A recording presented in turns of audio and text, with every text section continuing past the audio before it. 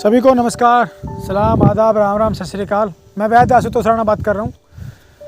आज आपको जो वीडियो मैं बनाने जा रहा हूँ वो मोटापे के ऊपर बनेगी वीडियो।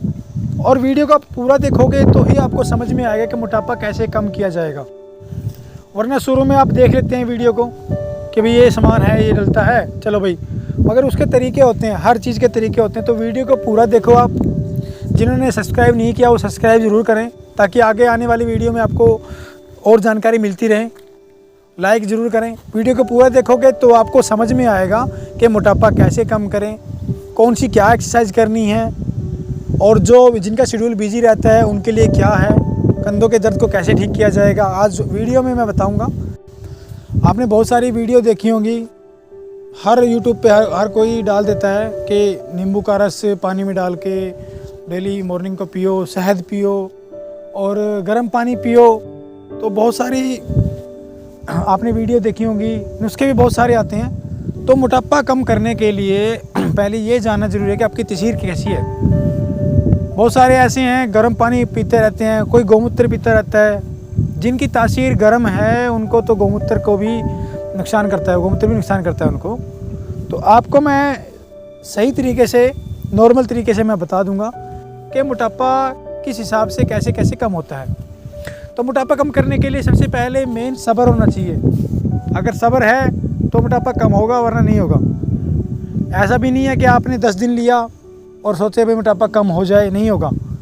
कंटिन्यू 6 मंथ या 3 मंथ कोई भी चीज़ चेंज करते करते लेते रहें और साथ में एक्सरसाइज करें तो मोटापा कम होगा। मैं आपको एक एक्सरसाइज भी बताऊंगा कि जो कंधों के जो दर्द हैं उसके लिए हमें कैसे राहत मिले। क्योंकि जिनके जो लेडीज होती हैं, मोस्टली ज़्यादातर लेडीज़ों की प्रॉब्लम आई है कि उनके कंधे दर्द करते हैं फैट के कारण।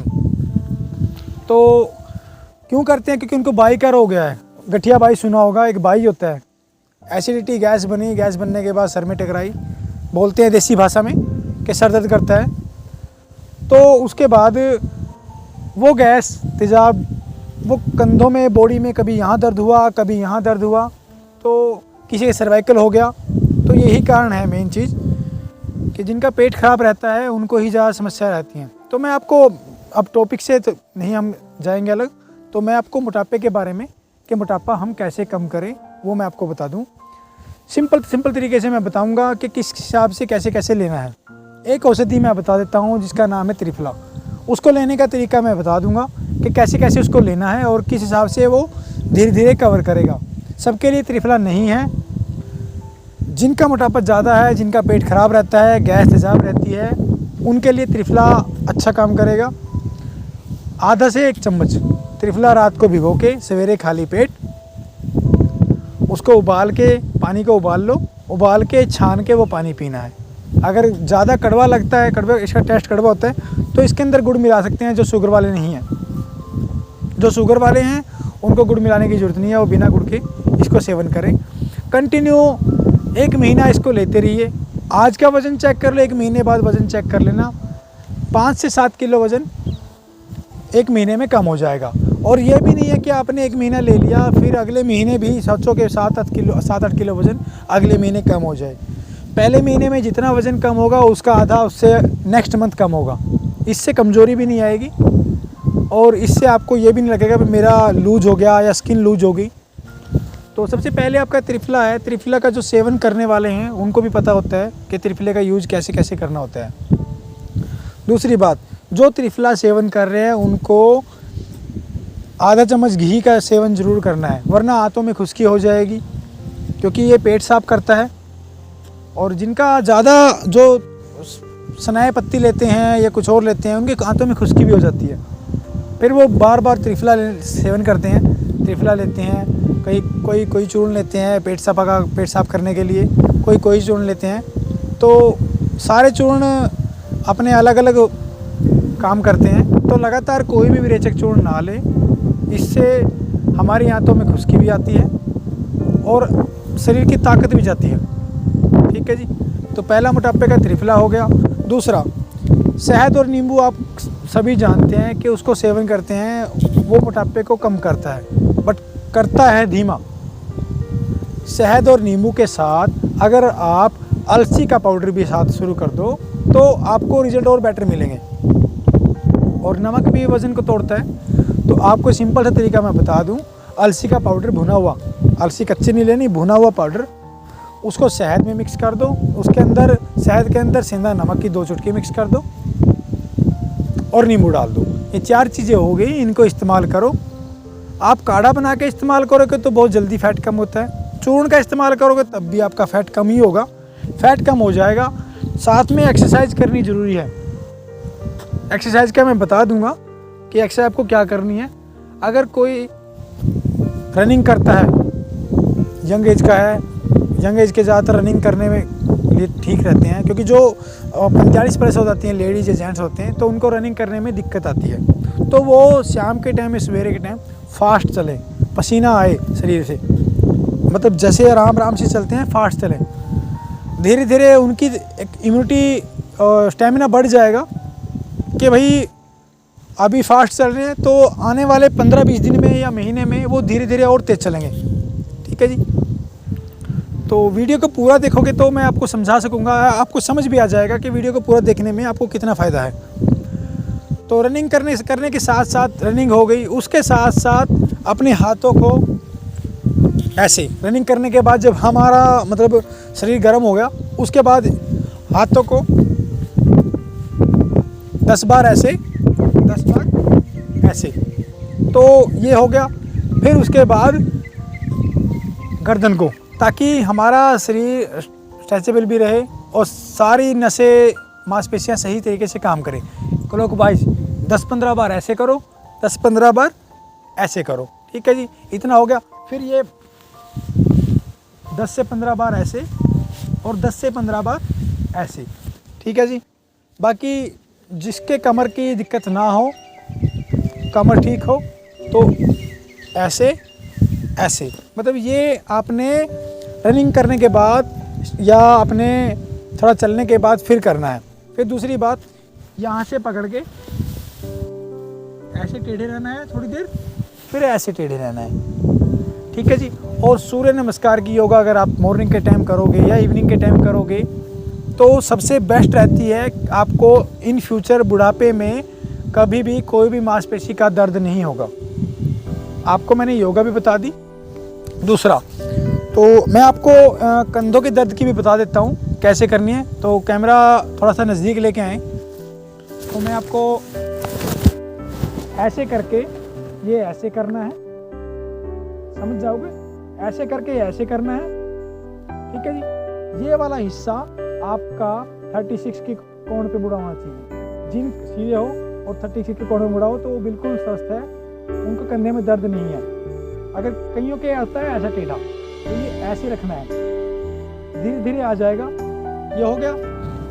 आप ये हाथ अपनी तरफ हो गया, अंगूठे को यहाँ से पकड़ा, ये अंगूठा यहाँ लगा दिया और ऐसे कर दिया। ठीक है जी। उसके बाद ये ऐसे करके इसको ही फिर ऐसे मोड़ना है। ये हथेली आसमान की तरफ होनी चाहिए और आप सीधे होने चाहिए।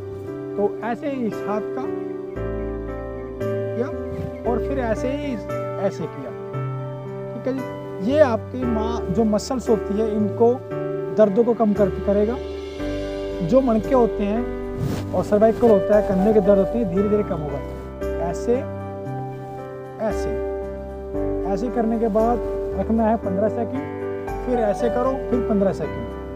ठीक है जी। शुरू में 2-3 दिन आपको दर्द रहेगा, फिर आप धीरे धीरे दर्द खत्म होता चला जाएगा। ये आप बैठे बैठे भी एक्सरसाइज कर सकते हो। ये आप चाहे बेशक आपने रनिंग भी ना करी हो तब भी कर सकते हो, घर में परिवार में बिल्कुल कर सकते हो। और मोटापा जिनका बड़ा होता है उनको दिक्कत आती है जोड़ों के दर्द की, घुटनों के दर्द की दिक्कत आती है। मैंने अभी कुछ दिन पहले वीडियो डाली थी, तो उसमें आप जो गठिया बाएं के दर्द में काम करती है वही आपके जोड़ों के दर्द में भी काम करेगी, घुटनों के दर्द में भी काम करेगी। तो आप वो यूज कर सकते हैं। तो बाकी वीडियो लंबी हो जाएगी। और भी चीज़ें हैं बहुत सारी जो मोटापे में काम करती हैं, मोटापे को ठीक करती हैं। तो मोटापे को, और हाँ मेन चीज़ आपको मैं बताना भूल गया कि खान पान।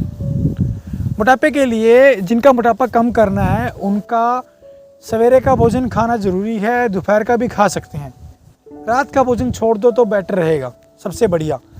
कुछ लेडीज़ों की, कुछ जेंट्स की शिकायत है कि रात का भोजन नहीं छूटता, मोस्टली लेडीज़ों की, वो रात का भोजन नहीं छोड़ पाते। तो उनको मैं एक सलाह देता हूँ, अगर कोई 8 बजे भोजन कर रहे हैं तो हर रोज़ 10 मिनट पहले करने लग जाए, और भूख से 1 रोटी कम।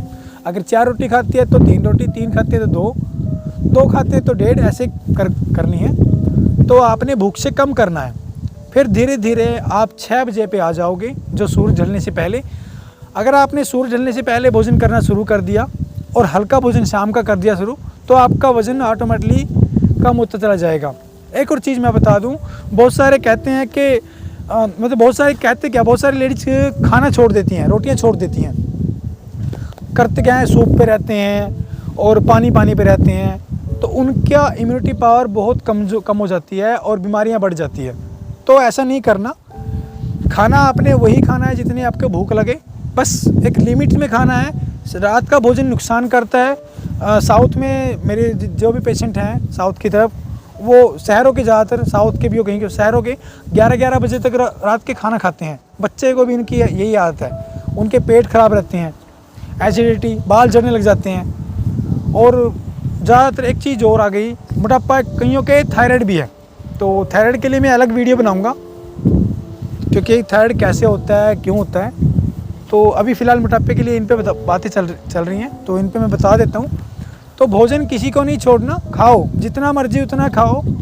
भोजन से कभी भी मोटापा नहीं बढ़ता। ऐसे आप एक्सरसाइज नियमित टाइम पे करोगे और रात का भोजन छोड़ दोगे, और त्रिफले का सेवन या शहद का सेवन, जिनको कड़वा मीठा कोई मतलब नहीं जमता कि भाई चाहे कड़वा हो चाहे मीठा हो, वज़न कम करना है, तो त्रिफला सबसे बेस्ट है, कम कीमत में आ जाता है। त्रिफले के क्या है, बराबर मात्रा में लेना है, कोई ये नहीं कि भाई 1-2-3 की रेशो करो। त्रिफला होता क्या है, आंवला, बेहड़ा और हर्ड तीनों को मिला के त्रिफला बनता है। बहुत सारे ग्रंथों में 1-2-3 की रेशो भी होती है, और कईयों में जगह पे त्रिफले के सेवन किसी और तरीके से करते हैं। तो दूसरा तरीका, त्रिफले को अगर कोई चूर्ण नहीं लेना चाहता तो त्रिफले को गुड़ के साथ घोट के अच्छे से गोलियां बना लो। 3-4 गोलियां सवेरे, 3-4 गोलियां शाम को खाएं, तो उससे भी उनका वज़न धीरे धीरे कम होता चला जाएगा। दूसरी बात, कुछों का वज़न जो बढ़ता है वो, जैसे किसी के कोई ऑपरेशन हुआ, मान के चलो डिलीवरी के बाद भी वज़न बढ़ते हैं लेडीज़ों के, तो डिलीवरी के बाद के लिए उनके लिए मैं अलग से एक वीडियो बनाऊंगा कि उनको मेंटेन कैसे रखना है वज़न। और लेडीज़ों के टमी बाहर निकल जाती हैं डिलीवरी के बाद के, उनके लिए मैं अलग वीडियो बनाऊंगा आगे आने वाली वीडियो में। तो नीचे आप कमेंट भी करते रहिएगा, ताकि ये पता लगे कि भाई आप लोगों को किस चीज़ की रिक्वायरमेंट है, किसकी नहीं है। मैं पूरे इंडिया में घूम के हर एक जड़ी बूटी की जानकारी आपको दूंगा। इस जड़ी बूटियों के नाम, काम क्या करती हैं, कहाँ पे पाई जाती हैं और कहाँ, तो मैं इन सब की जानकारी आपको आने वाली वीडियो में दूंगा। आज की वीडियो के लिए इतना ही काफ़ी है, ठीक है जी। आगे जो भी वीडियो आती रहेंगी मैं आपको उसके मतलब आप सब्सक्राइब करिए, आगे आने वाली वीडियो में आपको नोटिफिकेशन उनके मिलते रहेंगे, ठीक है जी। धन्यवाद, थैंक यू।